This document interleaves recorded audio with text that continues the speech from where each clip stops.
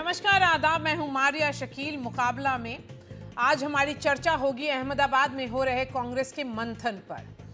2 दिनों के अधिवेशन में देश की सबसे पुरानी पार्टी ने कई मुद्दे पर चर्चा की, लेकिन जो सबसे अहम मुद्दा रहा वो ये कि कांग्रेस सत्ता से दूर क्यों हो रही है। राहुल गांधी ने कांग्रेस वर्किंग कमेटी की बैठक में इसकी वजह बताई कि ओबीसी वोटर कांग्रेस से दूर हो गए हैं। तो क्या कांग्रेस अब अपनी रणनीति बदल रही है? आज हम इसी पर चर्चा करेंगे। पहले ये रिपोर्ट देखिए। मैं सिर्फ जाति जनगणना के पीछे नहीं, जाति जनगणना एक कदम है। मुझे ये पता लगाना था कि इस देश में किसकी कितनी भागीदारी है, कि जो हमारे दलित, आदिवासी, पिछड़े वर्ग के लोग धूप में काम करते हैं, मजदूरी करते हैं, क्या सचमुच में ये देश उनकी इज्जत करता है? जब कांग्रेस का पूरा कुनबा गांधी और पटेल की भूमि पर जुटा तो इस सवाल पर भी मंथन हुआ कि आखिर सत्ता लगातार दूर क्यों हो रही है। जवाब मिला राहुल गांधी की ओर से। उन्होंने कहा कि हम दलित, मुस्लिम और ब्राह्मण में उलझे रहे, ओबीसी हमारा साथ छोड़ गया।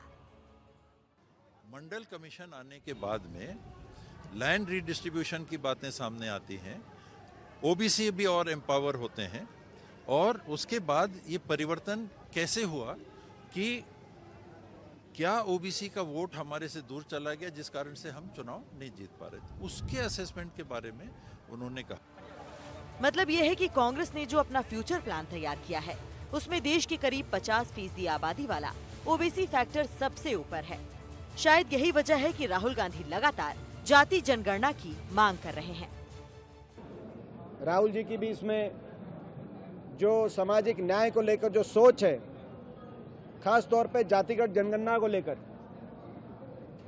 सामाजिक न्याय के नायक के रूप में राहुल गांधी जी इस सोच को आगे बढ़ा रहे हैं। कांग्रेस का परंपरागत वोट बैंक दलित, मुस्लिम, ब्राह्मण हुआ करता था। कांग्रेस इन्हीं जातीय समीकरण के सहारे लंबे समय तक सत्ता पर काबिज रही। धीरे धीरे मुस्लिम और दलितों का भी कांग्रेस से मोह भंग हो गया, लेकिन अब पार्टी को भरोसा हो रहा है कि दलित और मुसलमान लौट रहे हैं। यहाँ पर कांग्रेस की जड़ें हैं, इस धरती के अंदर कांग्रेस की जड़ें हैं, वो नहीं सूखी है, उनको पानी देने की जरूरत है और यहाँ पर कांग्रेस फिर से हरी भरी हो जाएगी। कांग्रेस पार्टी को पिछड़े वर्ग और आरक्षण का विरोधी माना जाता रहा है और बार बार राजीव गांधी के दिए उस भाषण का हवाला दिया जाता है जिसमें उन्होंने लोकसभा में मंडल कमीशन की रिपोर्ट को लागू करने का विरोध किया था। लेकिन बीजेपी सरदार पटेल के बहाने ही कांग्रेस को घेर रही है। सरदार पटेल को तो भूल गई थी कांग्रेस, बहुत देर कर दी हजूर आते आते।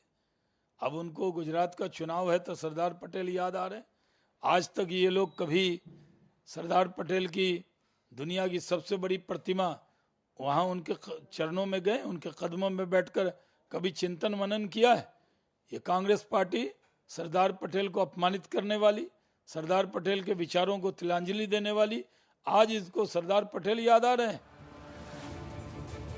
कांग्रेस के विरोध में ही ओबीसी जातियों वाली क्षेत्रीय पार्टियां बनी और अब वही पार्टियां कांग्रेस के साथ गठबंधन करके चुनाव लड़ती हैं। ऐसे में कांग्रेस का फ्यूचर प्लान शायद वैसी ही पार्टियों की टेंशन बढ़ाएगा, लेकिन उन पार्टियों ने भी कांग्रेस को टेंशन देना जारी रखा है। यकीन नहीं होता तो तेजस्वी का ये बयान सुनिए। लोग चिंतित मत रहिए, जिस दिन आपका बेटा भाई तेजस्वी मुख्यमंत्री बनेगा, जो लोग नाला के किनारे बसे हुए हैं, जो लोग रैन बसेरा में बसे हुए हैं, जो लोग झुग्गी झोपड़ी में रह रहे हैं, सबको पक्का मकान में रखवाना काम हमारी जिम्मेदारी है। हम तो बस चाहेंगे कि आप सब लोगों का आशीर्वाद मिले, आप लोगों का प्यार मिले। तो आप लोगों का प्यार मिलेगा ना? जनता जनादेश देती है, जब जनता जनादेश देगी तभी ना किसी को मुख्यमंत्री या मंत्री बनाया जाएगा। उनको तो जनता नकार रही है। दूध में जिस तरह से मक्खी गिर जाता है उससे निकाल के फेंका जाता है, उस तरह से लोग फेंक रहे हैं, तब भी वो सुधर नहीं रहे, अहंकार में बोल रहे हैं। अहंकार उनका 2025 में चकनाचूर हो जाएगा। बिहार में कांग्रेस के साथ आरजेडी का गठबंधन है, लेकिन तेजस्वी ने खुद को अभी से मुख्यमंत्री का उम्मीदवार घोषित कर दिया और यादवों के वोट पर दावेदारी ठोक दी। ऐसे में एक तरफ राहुल का फ्यूचर प्लान है तो दूसरी ओर उसी प्लान में सेंध लगाने वाले उनके साथ हैं। मुकाबला में आज का सवाल है, क्या ओबीसी वोटर कांग्रेस से पूरी तरह दूर हो गया है? क्या ओबीसी वोटर कांग्रेस की ओर आएंगे? जिसकी जितनी भागीदारी उसकी उतनी हिस्सेदारी वाले नारे से क्या फायदा होगा? राहुल का ओबीसी वाला प्लान तेजस्वी अखिलेश का टेंशन बढ़ाएगा क्या? चर्चा करने से पहले एक बड़ी खबर आ रही है। तहव्वुर राणा के एक्स्ट्राडिशन की खबरों के बीच बैठकें जारी हैं। विदेश मंत्री जयशंकर ने होम मिनिस्टर अमित शाह से मुलाकात की है और उस बैठक में एनएसए अजीत डोभाल भी मौजूद थे। ये कहा जा रहा है कि एक स्पेशल प्लेन तहव्वुर राणा को लेकर आ रहा है भारत और दिल्ली में लगभग 3 या 4 बजे सुबह में उस प्लेन की लैंडिंग है और इसलिए ये बैठक बहुत ही अहम हो जाती है, क्योंकि इस बैठक में external affairs minister doctor S Jaishankar, गृह मंत्री अमित शाह जी और एनएसए अजीत डोभाल मौजूद थे।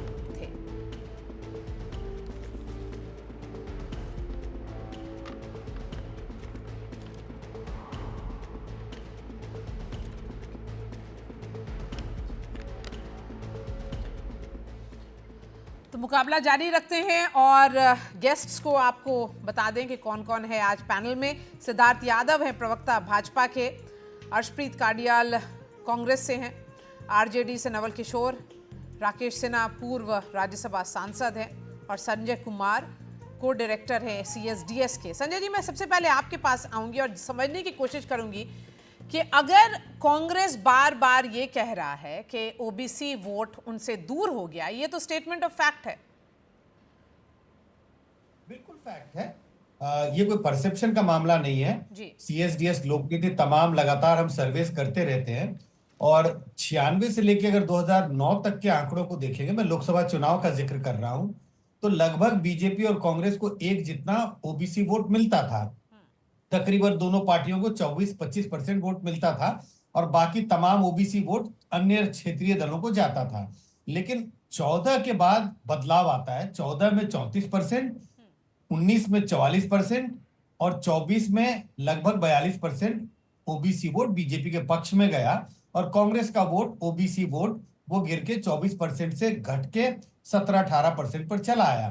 तो ये परसेप्शन नहीं है। अगर हमारे आंकड़ों को माना जाए कि वो मतलब एक तरह से ऑथेंटिक है, जिसे हम मानते हैं कि हमने बड़े कायदे से आंकड़े इकट्ठा किए हैं, स्पष्ट है कि कांग्रेस का ओबीसी जनाधार खिसक गया है। ये लगातार गिरती हुई जनाधार ओबीसी के बीच में 6 महीने में कितना नुकसान करेगी आपको, नवल किशोर जी? देखिए, बात नुकसान और नफा की नहीं, बात है कि जिस कॉन्टेक्स्ट में हम लोग बात कर रहे हैं, ओबीसी एक बहुत बड़ा हिस्सा है समाज का और उसके संदर्भ में जो मंडल कमीशन लागू हुआ, तो मंडल कमीशन के बाद तो भारतीय जनता पार्टी ने सरकार ही गिरा दिया वीपी सिंह का, और कमंडल यात्रा जो धर्म के आधार पे है, वो राजनीति उन्होंने शुरू किया, उसका देश ने खामियाजा भुगता और 96 तक उनको पूरे देश में कोई पॉलिटिकल पार्टी उनके साथ आने को तैयार नहीं था। फाइनली समता पार्टी का गठन करने वाले नीतीश कुमार ने उनसे समझौता किया 96 में और धीरे धीरे वो इस तरह के बात और भ्रम फैलाने में है। जहां तक आरजेडी का सवाल है या रीजनल पार्टी का सवाल है, खासकर बिहार में रीजनल पार्टी के रूप में आरजेडी ने जो ओरिजिनल इंटेंट है उसके लिए हमेशा खड़ी रही है। चाहे मंडल कमीशन हो, आपने देखा होगा कि एंटी मंडल एजिटेशन जो पूरे देश में था, बिहार में उस समय लालू जी मुख्यमंत्री थे और उन्होंने उसको बहुत मजबूत तरीके से नियंत्रित किया। उसी तरह से बाबरी मस्जिद विध्वंस के बाद जो जिस तरह का रथ यात्रा लेकर आडवाणी जी निकले थे, तो कमंडल यात्रा को बिहार में रोका गया। जब मंडल कमीशन लागू हुआ तब भी वहां पर जो लोग उसको लागू करने में थे वो लोग आनाकानी कर रहे थे, तो विधानसभा से पारित भी किया कि जो लोग इसको रोकने का काम करेंगे, जो आज के डेट में एनएफएस है, तो वैसा काम करेंगे तो उसको कॉग्निजेबल ऑफेंस के रूप में देखा जाएगा। तो जो लोग काम किए हैं। लेकिन नवल किशोर जी, बात ये है कि देश के सबसे बड़े ओबीसी नेता प्रधानमंत्री नरेंद्र मोदी खुद हैं। ओबीसी की पॉलिटिक्स अब बहुत ही जोरदार तरीके से कर रही है भाजपा, तो कोई भी ओबीसी आपको चांस क्यों देगा, या कांग्रेस को पे भरोसा क्यों करेगा? नहीं, अलग ये इसको समझना जरूरी है। नरेंद्र मोदी जी को तो ओबीसी चेहरा बनाकर ही पेश किया गया। ऐसे तो लोग कहते हैं कि ओरिजिनल ओबीसी नहीं थे, उनको एक खास कॉन्टेक्स्ट में बनाया गया और ट्रेन किया गया। वो इसलिए साबित होता है कि जब ओबीसी के रियल मुद्दे आते हैं, रियल मुद्दा क्या है? जब तक जातीय जनगणना नहीं होगा तब तक ओबीसी के साथ न्याय नहीं होगा। और ये बात मैं नहीं कह रहा हूं, मंडल कमीशन रिपोर्ट में भी है, इस बात की चर्चा है। जो एनसीबीसी जिसको कहते हैं कि हमने कॉन्स्टिट्यूशनल दर्जा दिया, उसका भी रिपोर्ट है कि जब तक आप उन्हें गिनेंगे नहीं, तब तक और उनकी स्थिति का आकलन नहीं करेंगे, तब तक आप उनका भलाई क्या कर सकते हैं? सिर्फ ये कहने से कि ओबीसी प्राइम मिनिस्टर हैं और उनके कैबिनेट में 27 ओबीसी हैं, इससे तो काम चलेगा नहीं। जो उनके विकास का काम है, जो उनके लिए जरूरी है, जो उनकी हिस्सेदारी का सवाल है, एम्पावरमेंट का सवाल है, उसमें तो लगातार भारतीय जनता पार्टी उनके हितों को चोटिल करती है। आपने बिहार में देखा होगा कि अगर बिहार में मजबूरी नहीं होता तो जातीय सर्वे का भी समर्थन नहीं करते। अगर आज भी वो अगर समर्थन करते हैं तो उनको नवी अनुसूची में डालनी चाहिए। जो दायरा चलिए इसी का जवाब दे दीजिए राकेश सिन्हा जी। ये जो पॉइंट है इसका जवाब दीजिए कि राजनीति तो सही है, लेकिन जो पिछड़ों को मौका देने की बात होती है, जब जातीय जनगणना की बात होती है, तो उस वक्त भाजपा पीछे हट जाती है, ऐसा क्यों? पहले तो मैं राहुल गांधी जी ने जो भागीदारी की बात कही, हाँ, ये लोकतंत्र में बहुत इसका महत्व होता है। भागीदारी शब्द का ही बहुत महत्व होता है, ये बहुत सारगर्भित शब्द है। मैं अभी हाल में किसी वरिष्ठ कांग्रेस नेता के घर पे चाय पी रहा था जी। उसमें कांग्रेस का जो एक ऑफिशियल फोटो, मीन्स जिसको ऑफिशियल कोई कानून से नहीं, लेकिन जो कांग्रेस के लोग घरों में एक समान फोटो रहता है, उसमें मैंने 6 फोटोग्राफ थे। मारिया जी आपको भी आश्चर्य होगा, 3 ऊपर में फोटोग्राफ था नेहरू जी का, उनकी सुपुत्री इंदिरा जी का, और इंदिरा जी के पुत्र राजीव गांधी जी का। नीचे 3 चित्र थे, सोनिया जी का और उनके पुत्र पुत्री राहुल जी और प्रियंका जी का। तो मैंने उनको एक सलाह दी कि ठीक है, आपकी पार्टी इस ऐसी ही भागीदारी में विश्वास करती है, कम से कम एक खड़गे जी का फ़ोटो डाल दीजिए, किसी महात्मा गांधी का फ़ोटो डाल दीजिए। मैंने उनको एक रचनात्मक सलाह दी। तो मैं राहुल जी से कहना चाहूँगा कि जिस भागीदारी की बात करें, ओबीसी के लिए आंसू बहा रहे हैं। उनकी पार्टी में पहली बार एक ओबीसी का अध्यक्ष बना था सीताराम केसरी जी, और सीताराम केसरी जी एक प्रबुद्ध व्यक्ति थे, सामाजिक संघर्ष करके उपजे। उस वक्त के ओबीसी नेता और इस वक्त के ओबीसी के नेता में एक बड़ा अंतर है। उस वक्त ओबीसी समाज को सामाजिक स्तर पर बड़ा संघर्ष करके राजनीति में आना पड़ता था। उनके सामंतवादी और समाज में ऐसे लोगों को बड़ी उपेक्षा का झेलना पड़ता था। वे स्वतंत्रता सेनानी थे। जिस ढंग से उनके साथ जो व्यवहार हुआ, मैं दोहराना नहीं चाहता हूँ, मृत आत्मा के साथ मैं अन्याय नहीं करना चाहता हूँ। जिस ढंग से उनके साथ व्यवहार हुआ, राहुल गांधी जी सिर्फ इस अधिवेशन में सीताराम केसरी जी के साथ जो हुआ, और पीवी नरसिम्हा राव, वो जो ओबीसी नहीं थे, उनके पार्थिव शरीर को कांग्रेस हेडक्वार्टर में नहीं रखा गया, कोई व्यक्ति डर से उनके अंत्येष्टि में नहीं गया। ऐसी संस्कृति के जो जनक लोग हैं, यदि देश में ओबीसी, दलित या मुसलमान किसी की बात करते हैं तो कहते हैं चैरिटी बिगिंस फ्रॉम होम। पहले आत्मालोचन कर लें, आत्मशुद्धि कर लें, फिर दुनिया की बात करें। दूसरी बात मैं कहना चाहता हूं, नवल जी ने अच्छी बात बताई। मुझे याद नहीं आ रहा था कि मोदी जी के कैबिनेट में कितने मंत्री हैं। उन्होंने कहा 27 की संख्या बताया, और संवैधानिक पद पर बैठे हुए लोगों की जाति कहना बड़ा अनुचित लगता है, खास करके टीवी डिबेट में। लेकिन देश की सम्माननीय राष्ट्रपति जी आज एक सबसे सामान्य परिवार से और ट्राइबल कम्युनिटी से आती हैं। स्वयं प्रधानमंत्री जी एक अति सामान्य परिवार से और ओबीसी सेक्शन से आते हैं। और 27 लोग, जिसमें भूपेंद्र यादव जी हैं, धर्मेंद्र प्रधान जी हैं, अन्नपूर्णा जी हैं, नित्यानंद राय हैं, भरे परे लोग हैं। ये सब लोग ऊपर से टपके हुए लोग नहीं हैं। सब लोगों ने जमीन पर संघर्ष करके राजनीति में अपना स्थान बनाया है। अब और क्या भागीदारी अब कहते हैं। दूसरी बात जो आपने बहुत बुनियादी सवाल उठाया कि उनकी भागीदारी के लिए हम क्या कर रहे हैं। आज़ादी के बाद से लगातार ये मांग होती रही थी, खास करके मंडल कमीशन के बाद से, कि वो एक ओबीसी कमीशन को कॉन्स्टिट्यूशनल स्टेटस दिया जाए, संवैधानिक दर्जा दिया जाए। प्रधानमंत्री मोदी जी ने सत्ता में आने के बाद जिन कामों को प्राथमिकता दी, उसमें उसको कॉन्स्टिट्यूशनल स्टेटस देने की बात कही गई।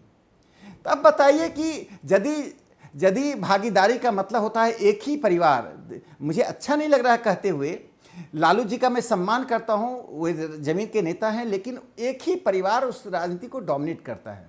अखिलेश जी का मैं सम्मान करता हूं, मुलायम सिंह जी एक बड़े अच्छे नेता रहे हैं, लेकिन एक ही परिवार समाजवादी पार्टी को डोमिनेट करता है।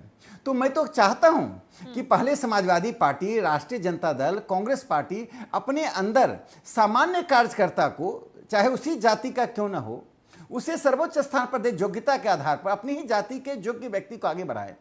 बेटा, बेटी, बहन, भाई, पिता, पुत्री, पत्नी, ये राजनीति का, लोकतंत्र का कोई पैमाना नहीं होता है। यदि मैं करूंगा तो मैं भी अपराध करूंगा, मेरी पार्टी करेगी तो मेरी पार्टी अपराध करेगी। मैं ये चाहता हूं कि ओबीसी की, यदि जो लोग एक अंतिम बात मैं कह दूं, एक अंतिम बात मैं कह दूं कि देखिए, जब सबका साथ सबका विश्वास, सुन लीजिए, जब प्रधानमंत्री मोदी जी ने कहा कि 11 करोड़ शौचालय बनाने का निर्णय लिया, जिस पर लोगों को आपत्ति थी, प्रधानमंत्री होकर लाल किले से बात कर रहे हैं, जब सैनिटरी नैपकिन महिलाओं तक पहुंचाने की बात कही, 80 करोड़ घरों में राशन पहुंचाने की बात की, जो लोग गरीब हैं और अधिकांश गरीब ओबीसी दलित परिवार से आते हैं, तो उसमें मोदी जी ने नहीं देखा कि कोई सवर्ण कहेगा हमारे पास नहीं पहुंच रहा है। जो भी गरीब है, जब सबका साथ सबका विश्वास होता है, तो जातिगत जो बंटवारे होते हैं, जो असहिष्णुता होती है, जो मन में एक भेद होता है, वो समाप्त होता है। हमारी सरकार विकास करते हुए जातिगत कटुता को समाप्त करने के लिए प्रतिबद्ध है। ये जातिगत कटुता बढ़ाना चाहते हैं, विकास नहीं करना चाहते हैं। ये वंशवाद को आरोपित करना चाहते हैं, ओबीसी और दलित के नाम पर हम वंशवाद को समाप्त करना चाहते हैं। ये मोदी जी का संकल्प है। बढ़ेंगे। मारिया जी जवाब बस।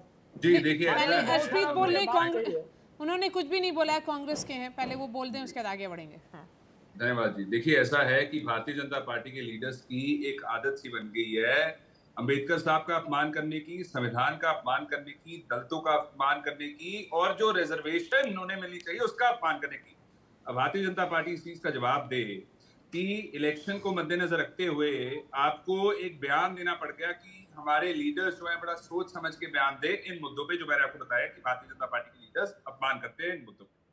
अब बात यह है साहब कि इन्होंने अगर डायरेक्शन की बजाय कार्रवाई की होती, एक्शन इनिशिएट किया होता आनंद हेगड़े जी के खिलाफ, लालू सिंह जी के खिलाफ, ज्योति मिश्रा जी के खिलाफ, और भारतीय जनता पार्टी के और जो लीडर्स है जो ऐसे अपमानजनक बयान जारी करते हैं, तो शायद भारतीय जनता पार्टी में थोड़ा बहुत बदलाव आता। वो फॉलो करते हैं, नक्शे कदम फॉलो करते हैं अमित शाह साहब के, उनके नक्शे कदम पे चलते हैं। अब अगर अमित शाह साहब पार्लियामेंट में फ्लोर ऑफ द हाउस पे अंबेडकर साहब का अपमान करेंगे, ऐसे ऐसे बयान जारी करेंगे, ऐसी ऐसी टोन में करेंगे, तो भारतीय जनता पार्टी के जो वर्कर्स हैं, जो लीडर्स हैं, वो तो इन्फ्लुएंस होंगे ही ना। और मतलब कि कार्रवाई करना तो दूर की बात, शो कॉज नोटिस देना दूर की बात, एक्सपेल करना दूर की बात, ये सिर्फ और सिर्फ जब भारतीय जनता पार्टी का कोई लीडर अपमान करता है अंबेडकर साहब का संविधान का, तो उस पे पर्दा डालने की कोशिश करते हैं। They try to brush it under the carpet. मैं पूछना चाहूंगा भारतीय जनता पार्टी से, अगर आप रिजर्वेशन के खिलाफ नहीं हैं तो कीजिए निंदा आरएसएस के लीडर्स की। फॉर एग्जांपल, जो मोहन भगवत साहब ने इंटरव्यू में कहा था पंचन्या और ऑर्गेनाइजर को कि रिव्यू करना चाहिए रिजर्वेशन को, 2015 सितंबर में कहा था, कीजिए निंदा उनकी, कीजिए उनके बयान की निंदा। दूसरा, मनमोहन वैद्य साहब ने जो कहा था कि रिजर्वेशन इक्वालिटी के खिलाफ है, कीजिए उनकी निंदा, कीजिए उनके बयान की निंदा। और तीसरा, जो गोलवलकर जी ने कहा था रिजर्वेशन को लेकर के, सो ऐसे जो बयानात भारतीय जनता पार्टी आरएसएस के लीडर्स जारी करते हैं, अगर तो उनके खिलाफ कार्रवाई आप अपना ओबीसी वाला प्लान तो बता नहीं रहे, जो भारतीय जनता पार्टी के जो बयान आ रहे हैं उसकी चर्चा कर रहे हैं हर्षप्रीत।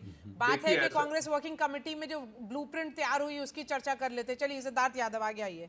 बात ये मारे जी की हमारा तो plan of action for the betterment है, इनका प्लान ऑफ एक्शन है नुकसान करने का, चलिए सुन लीजिए हर्षप्रीत, अब उनकी भी बात सुनिए। हाँ हर्षप्रीत जी, आपने कई बातें कही, मुझे जवाब भी देने दीजिए, और जितने संयम से मैंने सुना उतने संयम से आप भी सुनिएगा। जिस पार्टी ने बाबा साहब भीमराव अंबेडकर के खिलाफ चुनाव लड़के उनको चुनाव हरवाने का काम किया, वो ज्यादा शोर मचा करके झूठे प्रपंच पर अपनी राजनीति को ना चमकाए। पिछड़ों के साथ इतिहास के अंदर कांग्रेस पार्टी और उनके साथी दलों ने कितना अन्याय किया हम सब जानते हैं।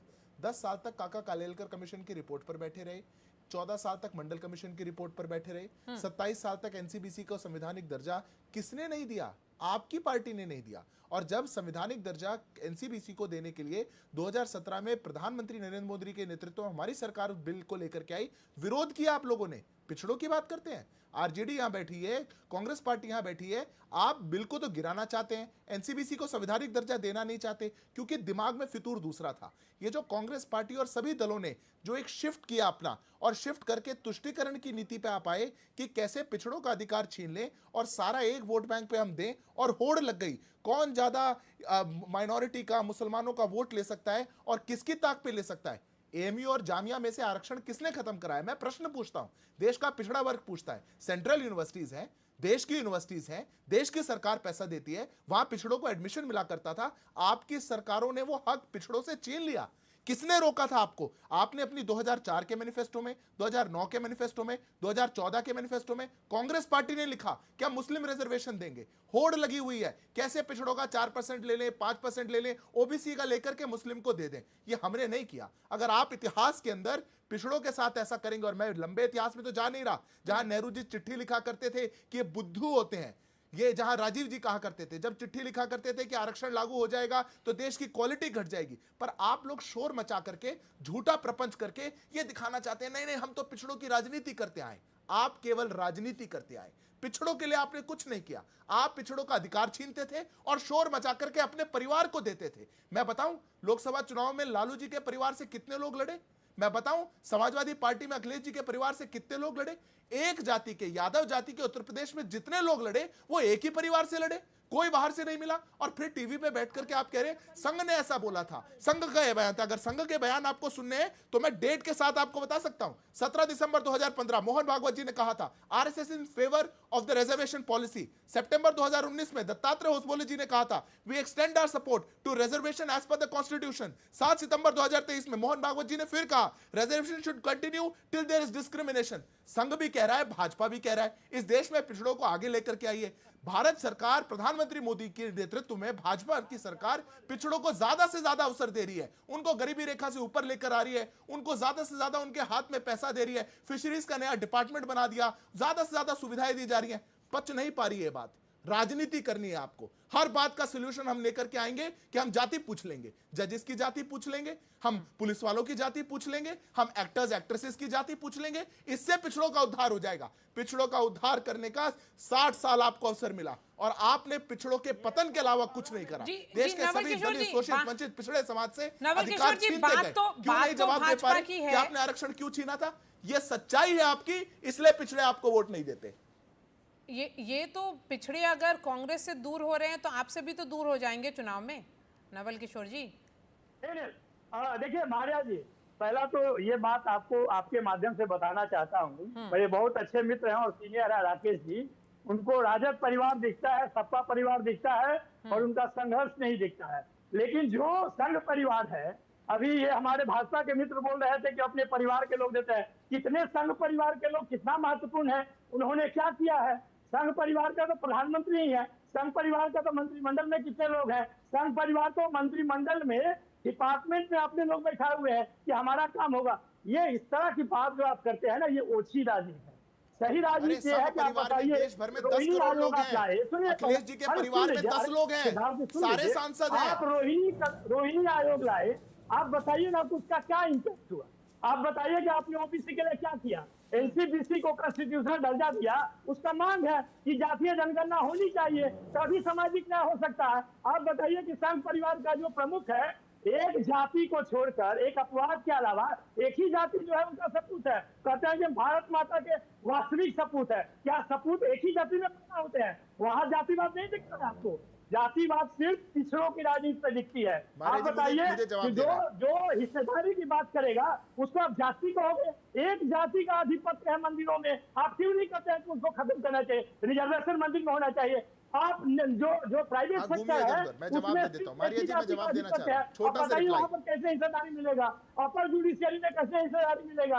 आप जो बात करते हैं ना, उसमें खोट है। कथनी और करनी में बहुत बड़ा अंतर है। आपको बताना चाहिए कि अमित शाह के परिवार के लोग कैसे आगे बढ़ जाते हैं। क्या उनके पिता का कोई लाभ नहीं मिला होगा? जो उनको पद मिला है, जो हस्ती मिला है, जो उसके लायक है क्या? वैसे कितने मारिया जी, लोग जवाब हैं देने का जिनके अवसर 3 दीजिए, पीढ़ियां एक एक साथ में है, माँ भी है, बेटा भी है, बाप है, बेटा है, पोता है। इस भारतीय जनता पार्टी के जो नेताओं का चरित्र है वो दूसरों को बदनाम करना है।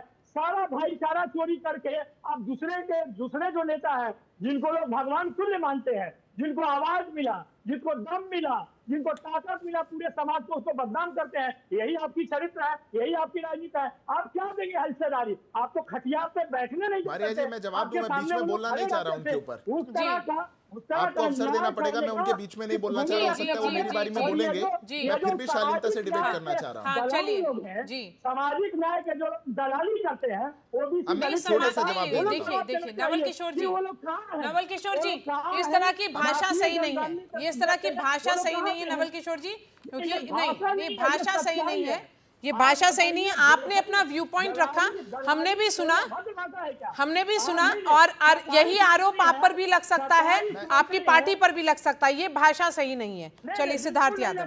बिल्कुल, आप बताइए कहां कॉम्प्रोमाइज किया है? मारिया जी, मैं छोटा सा जवाब दे रहा हूं। जी। अब नवल जी सुनिएगा, नवल जी, सारी मैंने आपके पार्टी बीच पर में लग एक शब्द सकता है, नहीं बोला। समाजवादी की दर्शकों के लिए अन्याय मत करिए। जितनी पार्टी ने नहीं बिहार यूपी में जितनी पार्टियों ने समाजवाद के नाम पर राजनीति की है, उन पर भी ये आरोप लग सकता है। पूरा हिस्ट्री आप खंगाल सकते हैं। चलिए सिद्धार्थ यादव। नवल जी, आपने बीच में एक शब्द नहीं बोला। नवल जी सुन लीजिए, आगे बढ़ते हैं। आप ना इतिहास को बचा पाएंगे। नवल जी सुनिए। जी नवल जी, आप अध्यापक भी हैं। मैंने आपके बीच में एक शब्द नहीं बोला। शोर मचाने से या तेज बोलने से ना आप इतिहास बदल पाएंगे, ना ही आप अपने आप को बहुत बड़ा पिछड़ों का रहनुमा बता पाएंगे। आपने कहा भाजपा में तो जो है सब लोग संघ परिवार से आते हैं।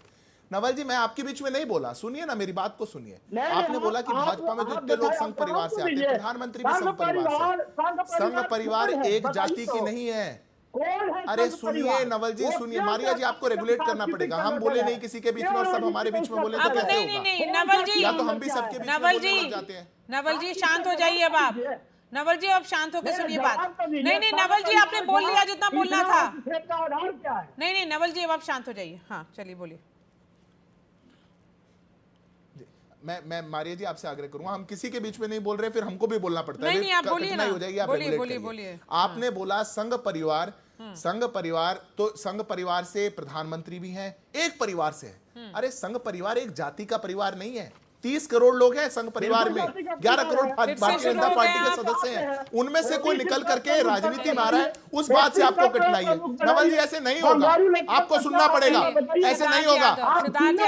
ये लालू जी का घर नहीं है, ये लालू जी का घर नहीं है। नहीं, ये गलत है। आई रिक्लेम माय टाइम। ये लालू जी का घर नहीं है। या गुंडाई मत करिए। नहीं, ये गलत है। नवल किशोर जी मत करिए। नवल किशोर जी, बात सही नहीं है। इस तरह से डिबेट नहीं होता है। आपने जब बोला तो वो सुन रहे थे। चलिए बोलिए। आज नवल जी की समस्या, हाँ, आज नवल जी की समस्या ये हो गई कि मैंने उनसे बड़े कठिन प्रश्न पूछ लिए, वो समझ नहीं पा रहे क्या जवाब दे। हाँ। अलीगढ़ मुस्लिम यूनिवर्सिटी, जामिया मिल्लिया इस्लामिया, क्यों छीना था आरक्षण? क्यों छीना था?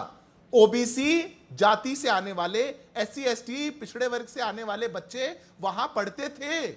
कैसे बंगाल के अंदर आप छीन करके आरक्षण 4% तुरंत एक जातियों में, मुस्लिम समुदाय में दे दे रहे? आउट ऑफ 71, 65 मुस्लिम समुदाय की जातियां हैं। ये पिछड़ों का अधिकार छीन कर किसको देना चाह रहे हैं? हम तो लेकर के आए, विश्वकर्मा योजना लेकर के आए, फिशरीज का डिपार्टमेंट लेकर के आए, जहां जहां पिछड़ों का अधिकार मिल सकता था उनको सबको अधिकार देने का काम किया। आपसे पूछ लिया कि NCBC का बिल क्यों गिराना चाहते थे, संवैधानिक दर्जा देने का, तो आप ज्ञान की बातें बता रहे हैं। इस देश के अंदर ऐसा है वैसा है, ये ज्ञान की बातें मत बताइए। आप सत्ता में रहे हैं, आप इस देश की एक पॉलिटिकल पार्टी है। आपको जब जनता ने सत्ता का मौका दिया था, आपने पिछड़ों को उससे हक से वंचित किया, आपने छीना उनका हक। और मैं बड़ी जिम्मेदारी के साथ कहता हूं, सिर्फ ओबीसी पॉलिटिक्स का चोगा पहन लेने से। और मैं बताऊं आपको कितने लोग आपके लड़े। लालू जी के पिछली बार आरजेडी के 2024 के चुनाव में 9% कैंडिडेट आपके परिवार से लगे। संघ परिवार से कंपेयर मत करना। 30 करोड़ नहीं है आपके परिवार में, आपके परिवार में 30 लोग होंगे। 9% लोकसभा के कैंडिडेट आपके परिवार से थे, 8% समाजवादी के परिवार से थे, 5 सांसद चुनाव लड़ गए एक परिवार से।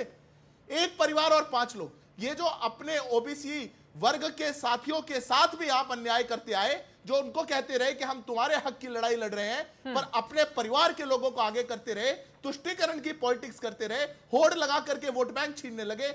इसने आपका जो असल चेहरा है वो देश के सामने रखा है। ठीक है। इसीलिए देश का पिछड़ा वर्ग जो है वो आज तौबा करता है कि ये लोग जो झूठे लोग हैं इनके साथ हम नहीं जाना जी। ये संजय कुमार जी, ये जो स्लोगन दे रही है कांग्रेस पार्टी, जिसकी जितनी भागीदारी उसकी उतनी हिस्सेदारी, ये स्लोगन 2024 के चुनाव में ज़रूर वर्क किया था इंडिया ब्लॉक के लिए, क्योंकि उन लोगों ने यही नारा लगाया था। उस वक्त कॉन्स्टिट्यूशन ख़तरे में है, वो सब पूरा नैरेटिव उनके फेवर में था।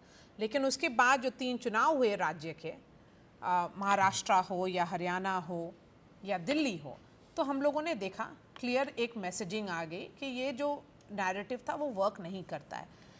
ये जो स्लोगन है इसका टाइमिंग बहुत सिग्निफिकेंट है, क्योंकि 6 महीने में बिहार में चुनाव होगा। आपको लगता है कि इसका पॉलिटिकल इम्पैक्ट आप कैसे देखते हैं? मारिया जी, 2 चीजें हैं। जिस बात का आप जिक्र कर रहे हैं 2024 के चुनाव का, कि ये स्लोगन काम किया, ये जो नारा था वो काम किया। हमें 2024 के चुनाव के नतीजों को एक नेशनल वर्डिक्ट के रूप में नहीं देख सकते, क्योंकि कुछ राज्यों में तो बीजेपी का आंकड़ा नीचे गया और इंडिया गठबंधन का आंकड़ा ऊपर हुआ। यूपी में हुआ लेकिन बिहार में नहीं हुआ जी। राजस्थान में हुआ लेकिन मध्य प्रदेश में नहीं हुआ, बंगाल में हुआ लेकिन उड़ीसा में नहीं हुआ, तो उड़ीसा में हुआ लेकिन बंगाल में नहीं हुआ, उल्टा मतलब बंगाल में इंडिया गठबंधन के पक्ष में गया लेकिन उड़ीसा में नहीं गया। तो ये बहुत ही डिसएग्रीगेटेड वर्डिक्ट था। ऐसा कहना कि ये नारा पूरे देश भर में इंडिया गठबंधन को फायदा पहुंचाया, ऐसा नहीं है। कई राज्यों में फायदा पहुंचा तो कई राज्यों में फायदा नहीं भी पहुंचा। अब सवाल ये है, क्या ये नारा, संविधान बचाओ का नारा, विधानसभा के चुनाव में काम नहीं किया? और वो स्पष्ट है, क्योंकि उसके बाद कांग्रेस हरियाणा का विधानसभा चुनाव, दिल्ली का विधानसभा चुनाव, महाराष्ट्र का विधानसभा बुरी तरह से हारती है। इसकी वजह यह है कि अगर आप संविधान बचाओ के नारे पर वोट मोबिलाइज भी करना चाहते तो राज्य सरकारों के अधिकार में नहीं है संविधान बचाना, वो केंद्र सरकार के अधिकार में है। तो अगर आप राज्य सरकार के चुनाव, राज्य के चुनाव में भी इसी नारे को लेके आएंगे तो लोगों को लगेगा ये हमें राज्य की सरकार चुननी है, न कि केंद्र की सरकार, इसी के लिए इन चुनाव में ये काम नहीं किया। अगर यही नारा बिहार के विधानसभा चुनाव में लेके आएंगे तो मुझे नहीं लगता कि वो एक बड़ा नैरेटिव होगा। लेकिन नैरेटिव वो कह रहे हैं जिसकी जितनी संख्या भारी उतनी उसकी हिस्सेदारी। ये पुराना नारा है, पहले काम किया है, मुझे लगता है कि कुछ हद तक तो काम करेगा। लेकिन सिर्फ इस नारे के बदौलत अगर लगता है आरजेडी और उनके सहयोगियों को कि उनकी नैया पार लग जाएगी, तो मुझे लग रहा है कि कहीं थोड़ा सा उस पर उन्हें सोच विचार करने की जरूरत है। तो इसी से मेरा एक और सवाल आता है संजय जी, क्योंकि चर्चा हो रही है बिहार की और इस मंथन का डायरेक्ट इम्पैक्ट अगर कुछ कांग्रेस इस 6 महीने में करती है तो बिहार चुनाव में दिखना चाहिए। मेरा सवाल है कि ओबीसी के पास अगर ऑप्शन है, पिछड़ा वर्ग के पास एक विकल्प है भाजपा के रूप में, तो वो कांग्रेस के पास क्यों वापस आएगी?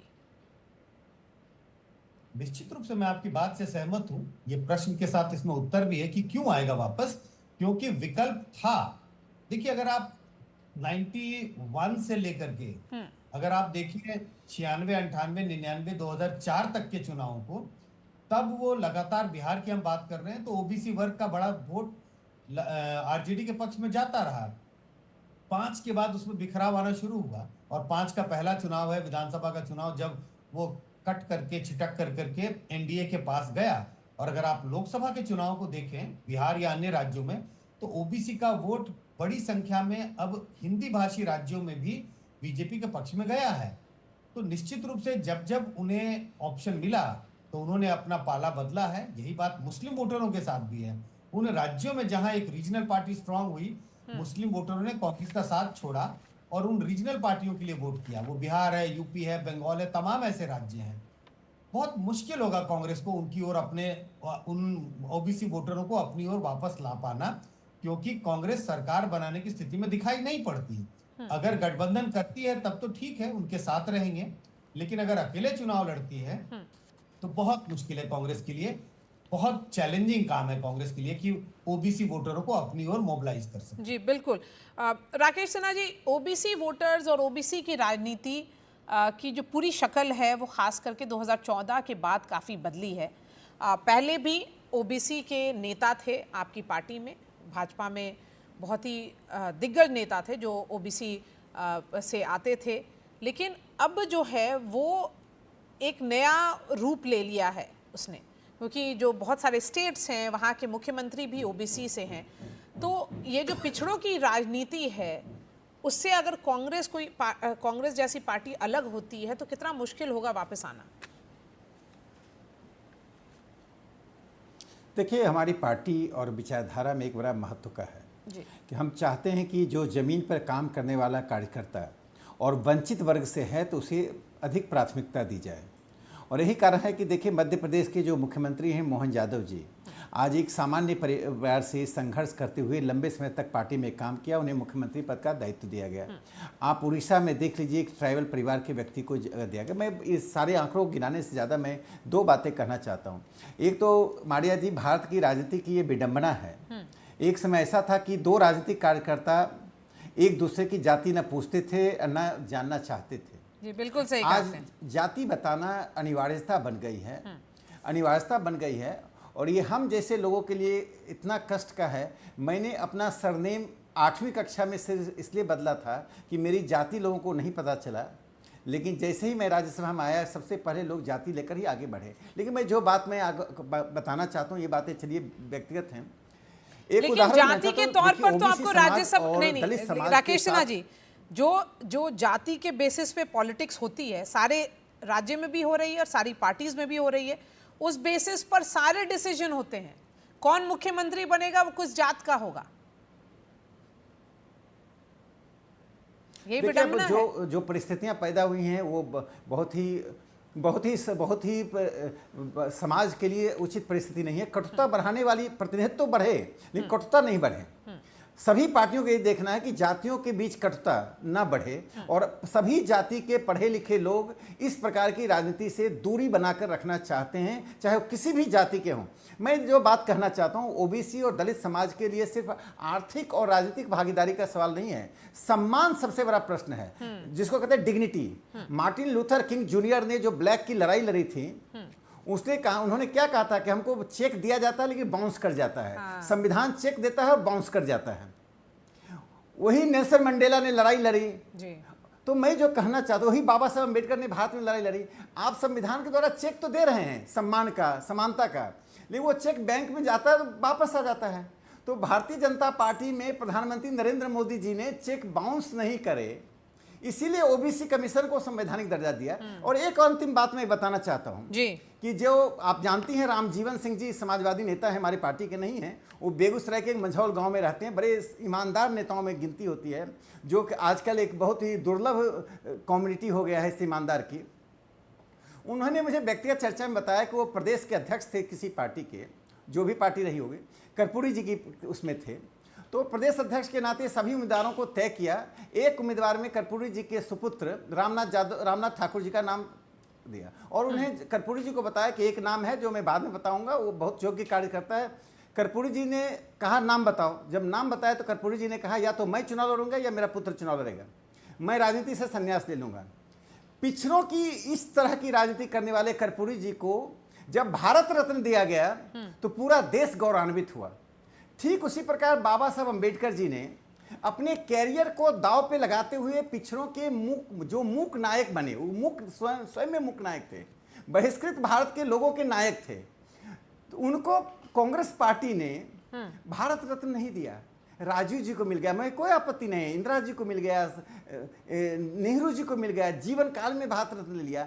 एक व्यक्ति जो संविधान निर्माता कहते हैं, जिसके संविधान के लाल किताब को लेकर आप घूमते हैं, उसको भारत रत्न देने की आपने आवश्यकता नहीं समझी। भारतीय जनता पार्टी ने जिस डिग्निटी की लड़ाई Martin Luther king junior America में ब्लैक के लिए लड़े, जिसके लिए बाबा साहब अम्बेडकर हिंदुस्तान में लड़े, कर्पूरी ठाकुर जी, राम मनोहर लोहिया जी, दीनदयाल उपाध्याय जी लड़े, उस और जो नेल्सन मंडेला वहाँ अपार्थाइड के खिलाफ रंग भेद नीति के खिलाफ लड़े, उस व्यापक फलक पे प्रधानमंत्री नरेंद्र मोदी जी ने पिछड़ों की राजनीति को संबोधित किया। हमने पिछड़ों के वोट के लिए नहीं काम किया, हमने पिछड़ों के प्रतिनिधित्व के लिए काम किया, उनके वेलबींग के लिए काम किया और समाज को एक होलिस्टिक रूप में, एक संपूर्णता के रूप में देखने की हम कोशिश कर रहे हैं। अर्शप्रीत, ये नजरिया तो डिफरेंट है आप लोगों से।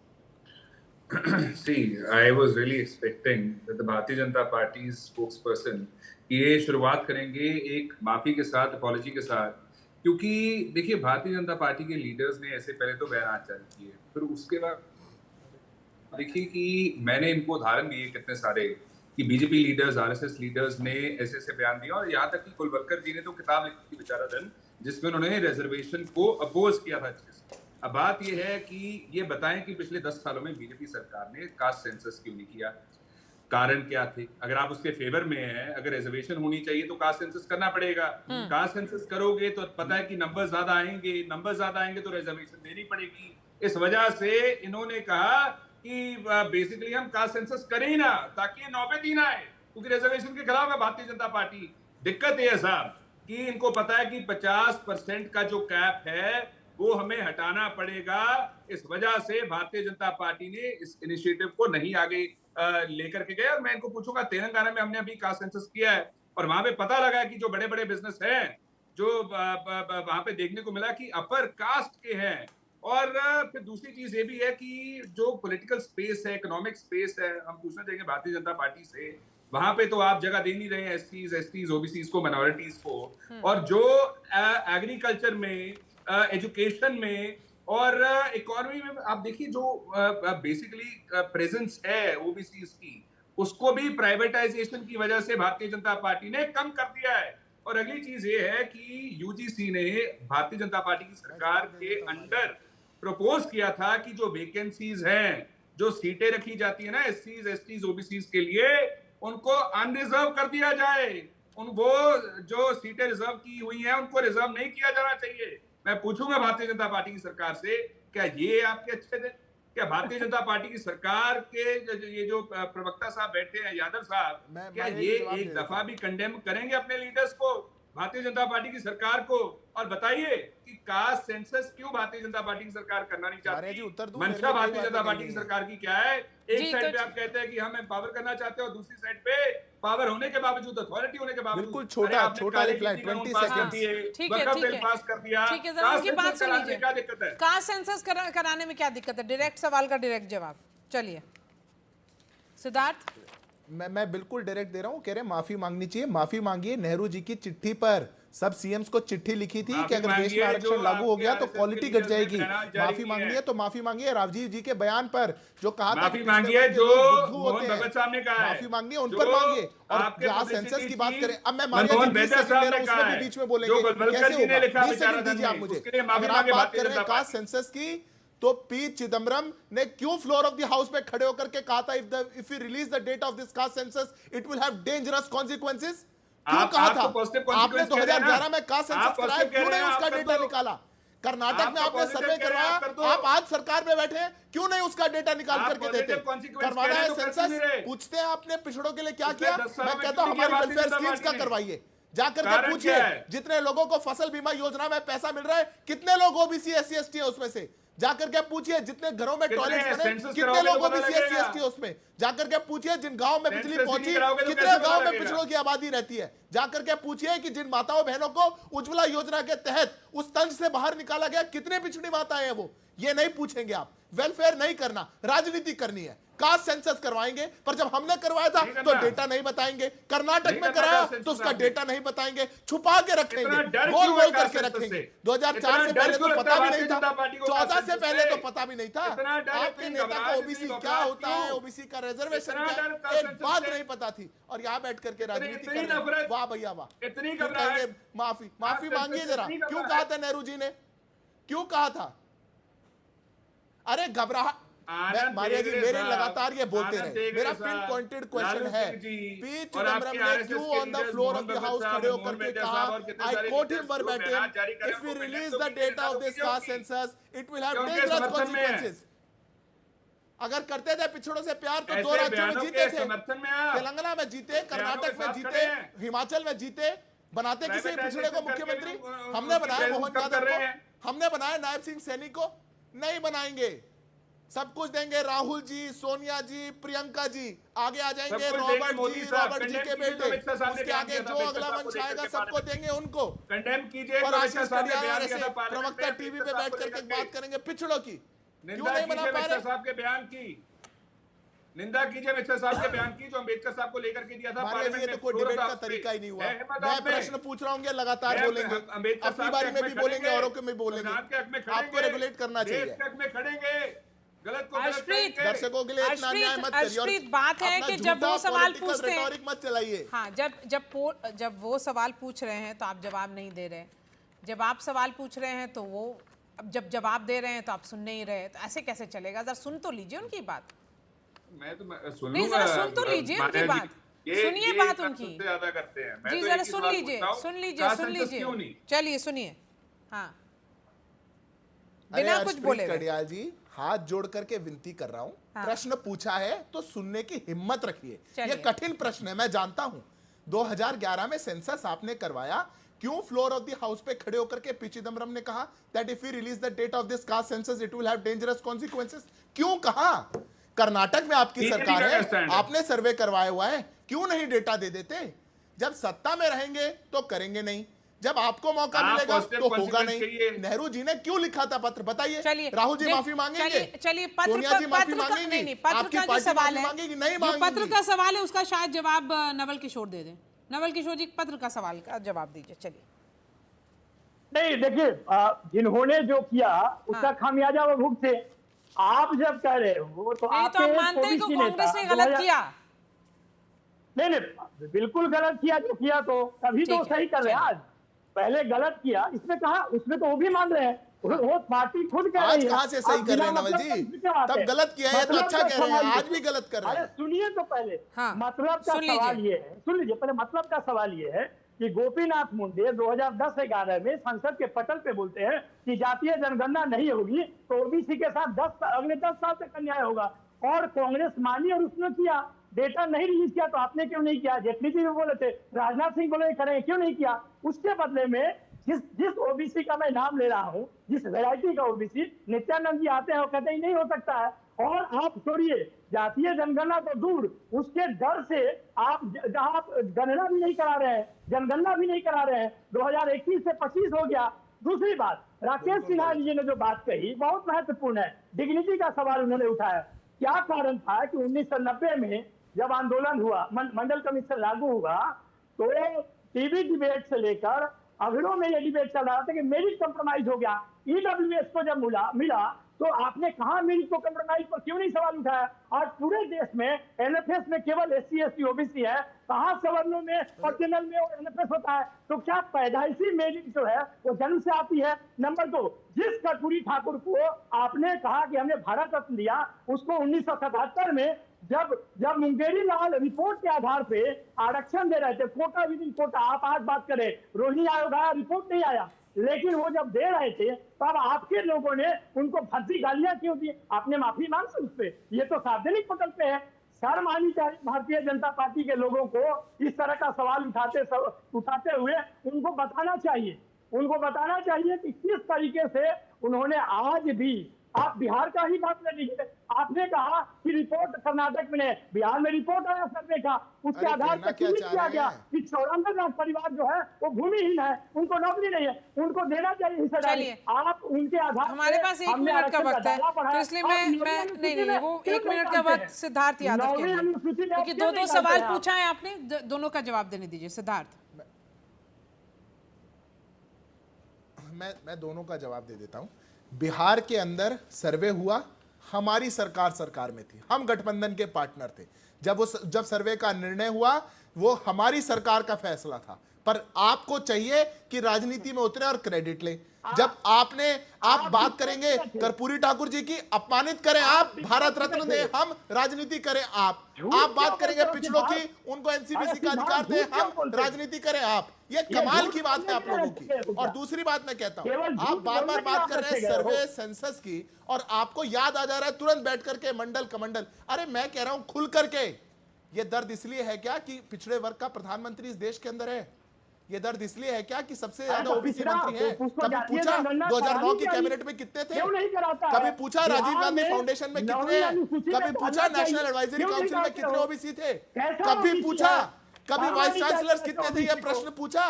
कभी देश के सेक्रेटरी थे कितने? प्रश्न पूछा? या देश का पिछड़ा वर्ग केवल राजनीति के लिए है? उसको राजनीति के लिए तो अस्त्र निकाल लेंगे, पर जब वास्तव में उसका उद्धार करना होगा तो उद्धार होगा परिवार का। ऑलराइट, लालू जी के परिवार का हमारे साथ जुड़ने के लिए बहुत बहुत शुक्रिया। मुकाबला में बात यहीं तक। सिद्धार्थ यादव, वर्षप्रीत काडियाल, संजय कुमार, राकेश सिन्हा, नवल किशोर, हमारे साथ जुड़ने के लिए शुक्रिया। बात यहीं तक, कल फिर आएंगे और एक नए इशू पर मुकाबला करेंगे। शुक्रिया हमारे साथ जुड़ने के लिए।